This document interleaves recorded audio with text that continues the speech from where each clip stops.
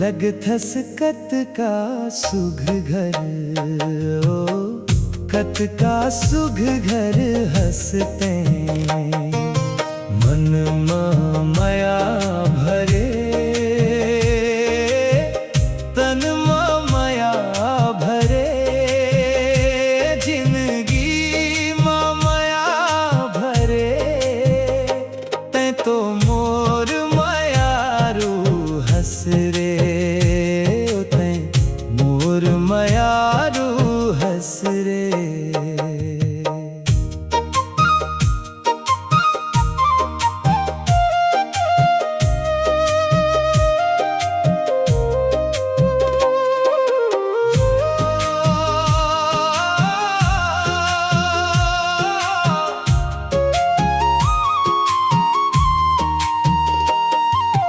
भोला स्वभाव सिंगारे तोर, मीठ बोलिए तोर गहना।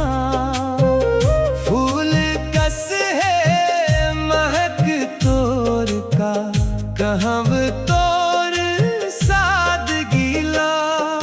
चल थसता खुशबू उड़ जाते, बोल थसता बाजे सितार।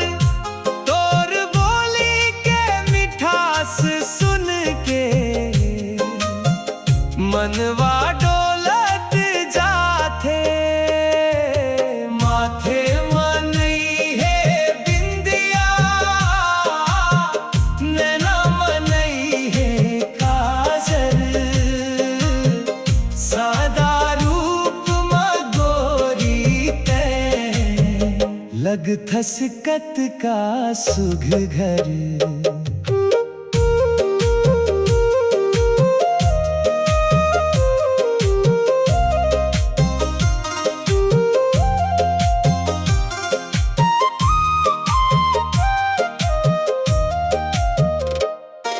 सबो दुनिया सपना कस लगे थे तोर, माया महे सच्चाई। यही खातिर सबला छोड़ के तोर तीर में हाय।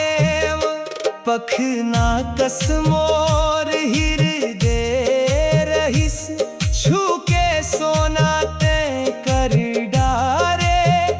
सुना जिंदगी मोते आके, माया के दिया लबार डारे।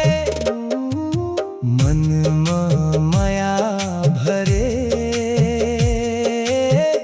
तन माया भरे, जिंदगी माया भरे। तै तो मोर मायारू हंस रे, ओ तै मोर मायारू हंस रे। माथे मनई है बिंदिया, नैना मनई है काजल। सादा रूप मगोरी तै, लग थस कत का सुघ घर, ओ कत का सुघ घर हंसते।